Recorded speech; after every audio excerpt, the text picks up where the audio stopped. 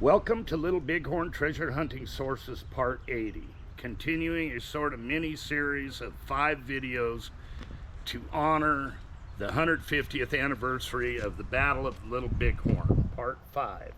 Bentten saves Reno's command. This is what we believed happened and is our account of the battle from what we have studied. Reno dashed up the bluffs after crossing the Little Bighorn River without regard for the soldiers and scouts in his command. The overwhelming size of the hostile force had so rapidly engulfed his command, and with bloody knives' heads' contents splattered all over him, no doubt Reno reacted for self-preservation, not leadership. He had abandoned Lieutenant McIntosh and Company G in the timber when he retreated. When the Company G noticed Reno, he was way up ahead in the valley, running away like crazy. Lieutenant McIntosh tried to lead his company out of the timber to try and catch his commander, only to be killed along with most of Company G. Some were able to get back to the river and cover. Around 4 p.m., sneaking out of the timber, Half Yellowface leading a horse with wounded White Swan on its back, along with Foolish Bear and 2 other Arikara scouts, they climbed the bluffs to a guidon flag at the top where Reno's defensive position was. As Half Yellowface neared the top, he saw Captain Bentten and his 3 companies halt before crossing the Little Bighorn River where Reno had crossed. Bentten stopped and could see remnants of Reno's battalion, some alive, others dead, being assaulted by multitudes of Indians in the valley. All of a sudden, a large portion of hostiles began rushing back north to the camp. Looking around, Bentten spotted Half Yellowface waving him up the bluffs. Immediately, Bentten led his troops up towards Reno's position with some sporadic enemy fire because there were still many Indians in the valley. The first officer Bentten met was 2nd Lieutenant George Wallace of Company G, the last officer from that devastated company, who said, "For God's sake, Bentten, halt your command and help me. I've lost half of my men." Bentten stayed with intentions to move north to Custer once the pack train arrived. It was obvious to Half Yellowface that Bentten soon took control of the shattered remnants of Reno's command. And at that moment, Reno was not emotionally able to command, and his men were totally demoralized. Meanwhile, a small force of Indians shooting long range kept the 7th attention to building defensive breastworks with limited tools in the hard soil. Shortly after Bentten and his men's arrival, a great amount of gunfire was heard to the north, causing Captain Weir of Company D to believe it was coming from Custer. He went to Reno to get permission to advance with Company D in the direction of the gunfire. Reno refused. Without permission, Captain Weir and Lieutenant Edgerly advanced with Company D. About 5 p.m., the pack train arrived with Captain McDougal leading Company B and a few troopers from each company helping to tend the mules along. Once the pack train got close to the Little Bighorn Valley, they came under attack by hostiles coming from the valley fight. Several troopers were wounded severely and had coups counted on them and weapons taken from them, but survived the battle. Upon the arrival, the mule train, the remaining U.S. fighting force was supported with an additional 24,000 rounds of ammunition. Reno, who reminded all officers that he was highest in command and his orders needed to be followed, even though Captain Weir had already disobeyed. Reno and Bentten followed shortly after the arrival of the pack train with a trimmed-down battalion of companies H, K, and M. Reno brought up the rear with 6 men carrying 1 wounded soldier. Not far from Reno Hill, the command was joined by 3 of the Crow Scouts Custer released before riding down Medicine Tail Coulee.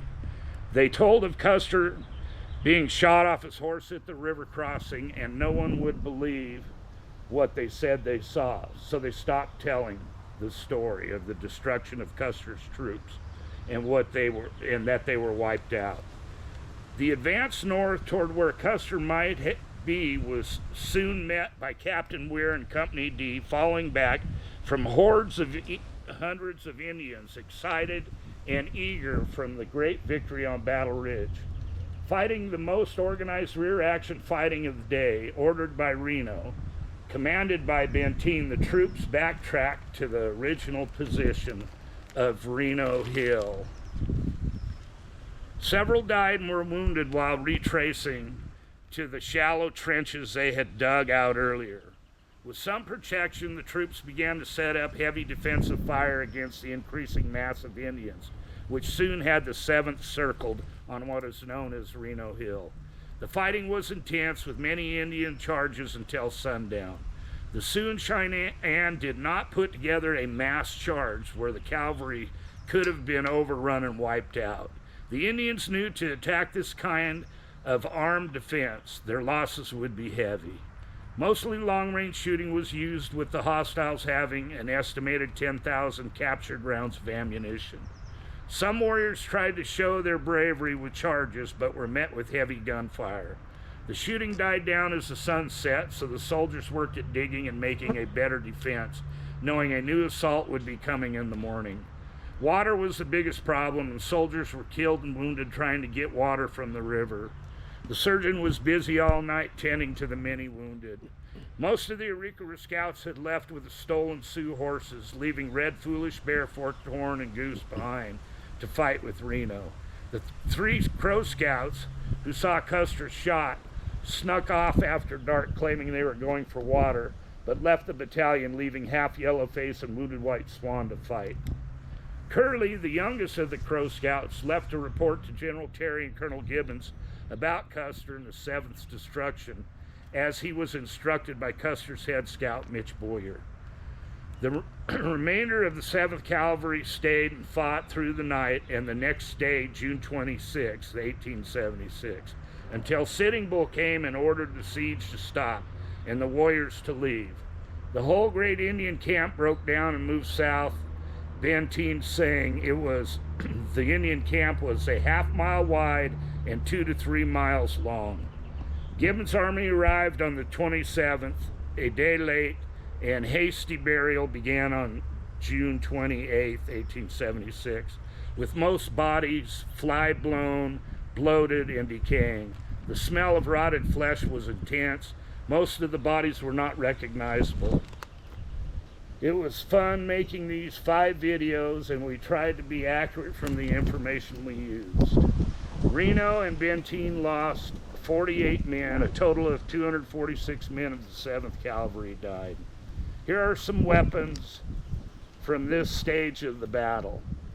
First is a 1873 trapdoor serial number 1754, picked up by Bear Stops Oglala. He was part of Big Road's band that turned Reno's command to the river in the valley.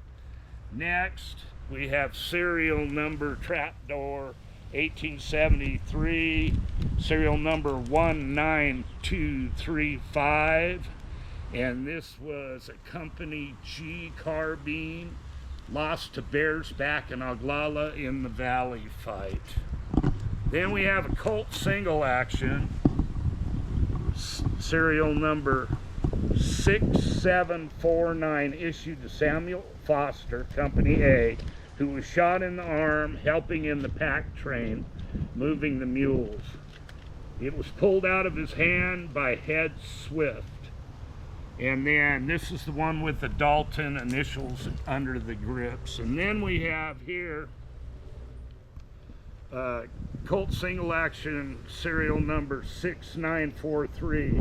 This was issued to Lansing Aim War Company L, also helping with the pack train, taken by Bullhead, who left Sitting Bull at Reno's Crossing, and he went and attacked the pack train with Horn Cloud. And they were part of all the warriors that had been coming out of the valley fight to attack the pack train. And Bullhead later is the one who put the first bullet in Sitting Bull during his assassination. Next is a fine condition nickel-plated Colt single action serial number 12363. This was issued to the head packer Theodore Henry Thomas McBratney. The grips on this revolver show 3 notches in the back corner, bottom corner of it. Next we have another 1873 Springfield trapdoor carbine, serial number 34146, issued to Corporal William M. Smith, Company B, who was protecting the pack train, and he was severely wounded en route to Reno Hill, taken from him by Laughing, a Yanktonii, and the condition of that piece is just super fine. It's a great piece and hard to believe that it's in such good shape. Last is the 1873 Springfield trapdoor carbine, serial number 21908, issued to Samuel Sievers, Company 8, who may have been wounded when Long Bull and Oglala cut both of his thighs with a tomahawk when possibly they were retreating. And Long Bull, he was the one who ended up with a gun. Hope you enjoyed our 5 versions of the Battle of the Little Bighorn, videos 76 through 80. Thanks for watching. God bless.